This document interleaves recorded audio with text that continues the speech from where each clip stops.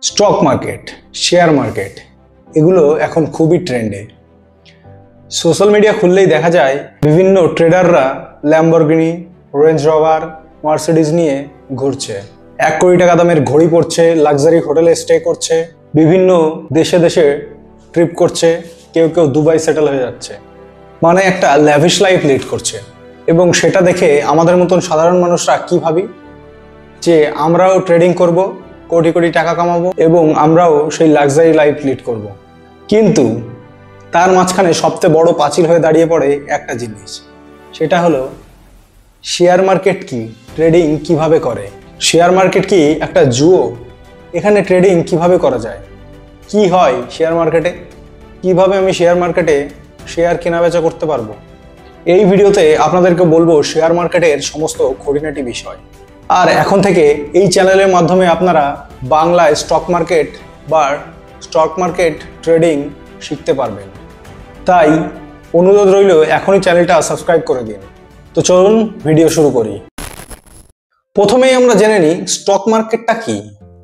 Stock market হলো এমন একটা জায়গা যেখানে কোম্পানিগুলো তাদের শেয়ারের কিছুটা পার্সেন্ট, ধরো তাদের 100%-এর মধ্যে 10% তারা এই স্টক মার্কেটে এসে বিক্রি করে। তাদের ধরো কোনো টাকার প্রয়োজন, সেই টাকার জন্য স্টক মার্কেটে বিক্রি করে এবং আমাদের মতো সাধারণ মানুষ সেই জিনিসটা কেনে, আমরা ওই কোম্পানির ছোট একটা মালিক হয়ে যাই। ধরুন আপনি একটা কোম্পানি খুললেন, ফ্রেশ টি প্রাইভেট লিমিটেড। আপনার ব্যবসা খুব ভালো চলছে, কিন্তু আপনি আপনার ব্যবসাটাকে আরো বড় করতে চান। এখন আপনি একটা ফ্যাক্টরি আরো খুলতে চাইছেন, কিন্তু আপনার হাতে টাকা কম আছে। ধরুন আপনার 100 কোটি টাকার প্রয়োজন। তখন আপনি চাইছেন আপনার কোম্পানিতে অনেক মানুষ ইনভেস্ট করুক। আপনি তখন ভাবলেন আমার কোম্পানির আমি 10% বিক্রি করে দিই। ধরুন আপনার কোম্পানির যদি মোট মূল্য 10 কোটি টাকা হয়, তাহলে তার 10% মানে 1 কোটি টাকা। আপনি সিদ্ধান্ত নিলেন 1 লক্ষ শেয়ার বিক্রি করবেন এবং প্রতি শেয়ারের মূল্য 100 টাকা করে রাখলেন। এখন আপনার কোম্পানির শেয়ার যদি কোনো একজন কেনেন, তাহলে তিনি আপনার কোম্পানির 0.0001%-এর মালিক হয়ে গেলেন। আর এটাই হচ্ছে স্টক মার্কেটের ধারণা। এখানে কোম্পানি টাকা তোলে আর মানুষ ইনভেস্ট করে। এবার জেনে নিই এই কোম্পানিগুলো স্টক মার্কেটে আসে কিভাবে। এবার দুম করে তো আলু পটলের ব্যবসার মতন স্টক মার্কেটে আসা যায় না। সো কিভাবে আসে সেটাই এবার জানি। যখন কোনো কোম্পানি তাদের শেয়ার প্রথমবার স্টক মার্কেটে নিয়ে আসে বিক্রি করার জন্য, সেটাকে বলা হয় IPO, initial public offering.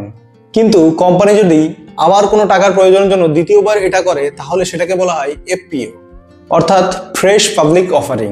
IPO যখন লঞ্চ হয় তখন মানুষ অ্যাপের মাধ্যমে আবেদন করে, তারপর শেয়ার কেনে।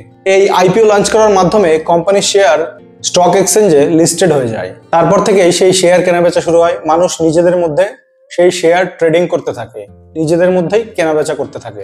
ট্রেডিং এর ব্যাপারে আসছি, তার আগে আপনাদের মনে নিশ্চয়ই একটা প্রশ্ন এসেছে যে স্টক এক্সচেঞ্জ আবার কি। ধরুন কোনো কোম্পানির টাকার প্রয়োজন, তারা কি তখন সবাইকে মেসেজ করে করে বলবে যে আমার টাকার প্রয়োজন, আমাকে কিছু টাকা দিন? নিশ্চয়ই না। এর জন্য একটি জায়গা থাকে যেখানে কোম্পানি এসে বলবে যে আমি আমার শেয়ার বিক্রি করব এবং যারা ইন্টারেস্টেড লোকজন তারা নিজে থেকেই এসে সেই শেয়ার কিনবে। আর সেই জায়গাটি হলো স্টক এক্সচেঞ্জ। ভারতে মূলত দুটি স্টক এক্সচেঞ্জ আছে, BSE and NSE, Bombay stock exchange এবং ন্যাশনাল স্টক এক্সচেঞ্জ। এখানেই কোম্পানিরা তাদের শেয়ার লিস্টিং করায় যে আমার এতটা শেয়ার আমি বিক্রি করব, তারপর যারা যারা কিনতে ইচ্ছুক তারা কিনবে। বিএসই কোথায় অবস্থিত সেটা তো আপনারা জানেন। এবার আপনি যদি ওখানে গিয়ে বলেন যে আমার এই টাকার এই স্টক দিন তো, তাহলে কিন্তু সেটা সেভাবে কেনা যায় না। এই আলু পটল কেনার মতন শেয়ার কেনা যায় না। তাহলে এখন প্রশ্ন হচ্ছে আপনি কিভাবে শেয়ার কিনবেন? তো আপনাকে শেয়ার কিনতে হবে ব্রোকার বা যাকে বাংলা ভাষায় বলে দালালের মাধ্যমে। হর্ষদ মেহতা বা দ্য বিগ বুল সিনেমায় একটা সিন নিশ্চয় দেখেছেন যে ওই বম্বে স্টক এক্সচেঞ্জের মধ্যে দালাল স্ট্রিটে, যেটা তার মধ্যে যখন শেয়ার মার্কেট খুলতো তখন কিছু লোক শেয়ার কিনে দিত, তারাই হলেন ব্রোকার। আর এটা চলতো আগে, আর এখন সেই ব্রোকারগুলো হয়েছে অ্যাপ, যেমন জিরোধা, গ্রো, এঞ্জেল ওয়ান। দেখবেন আগে কাগজে আপনার একটা ফিজিক্যাল শেয়ার দেওয়া হতো এবং সেটা যত্ন করে রেখে দিতে হতো, কিন্তু সেটা যদি হারিয়ে যেত তাহলে ব্যাস হয়ে যেত কেল্লা হতে। কিন্তু এখন এই অনলাইনে আপনি শেয়ার কিনে ওই অ্যাপের মাধ্যমেই সেফটিভাবে অনলাইনে সেটা সেফ রাখতে পারবেন। এবার এটি করার জন্য আপনাকে একটা ডিম্যাট অ্যাকাউন্ট খুলতে হবে। এবার আপনার মনে প্রশ্ন আসছে নিশ্চয়ই যে ডিম্যাট অ্যাকাউন্ট আবার কি? ওই যে আগেই বললাম যে আগে যেসব শেয়ার ছিল সেগুলো একটা কাগজের সার্টিফিকেটের মতো ছিল, কিন্তু এখন সব শেয়ারগুলো থাকে ডিজিটাল ফর্মে। সেরকমই আপনি যে শেয়ারগুলো কেনেন সেগুলি অনলাইনে সেফভাবে রেখে দেয় যে অ্যাকাউন্টটা, সেটাই হলো ডিম্যাট অ্যাকাউন্ট। তো আপনি জিরোধা কিংবা গ্রো যে কোনো অ্যাপে অ্যাকাউন্ট খুলে সেই অ্যাকাউন্টটা ভেরিফাই হওয়ার পর আপনি সেখানে শেয়ার কেনাবেচা করতে পারবেন। অর্থাৎ এক কথায় বলতে গেলে ব্যাংক অ্যাকাউন্টে থাকে আপনার টাকা আর ডিম্যাট অ্যাকাউন্টে থাকে আপনার শেয়ার। সো এবার আসি ট্রেডিং এর কথায়। ট্রেডিং হলো এক কথায় কম দামে কিনে বেশি দামে বিক্রি। ঠিক যেমন আপনি দোকান থেকে 50 টাকার চকলেট 40 টাকায় কিনে আপনার বন্ধুর কাছে যদি আপনি সেটিকে 50 টাকায় বিক্রি করেন তাহলে আপনার 10 টাকা লাভ হলো। ঠিক তেমনই শেয়ার মার্কেটে শেয়ারটাকে চকলেট ভাবুন। শেয়ার মার্কেটে শেয়ার সারাদিন ওঠানামা করে এবং সেই ওঠানামা দেখে আপনি বাই অর সেল করলে এটাকেই ট্রেডিং বলে। ইন্ডিয়ান মার্কেটে আপনি দু জায়গায় ট্রেড করতে পারবেন। নাম্বার 1 ইকুইটি, এখানে আপনি সরাসরি কোনো কোম্পানির শেয়ার কিনে বিক্রি করতে পারবেন। Number 2 derivatives, future and options, এখানে আপনি সরাসরি ট্রেড কিনছেন না, ভবিষ্যতে আপনার শেয়ারের দামটা কোথায় যাবে সেটা অনুযায়ী ট্রেড করছেন। ইকুইটিতে আপনি আবার বিভিন্নভাবে ট্রেড করতে পারেন, যেমন ধরুন scalping, intraday trading, swing trading, positional trading.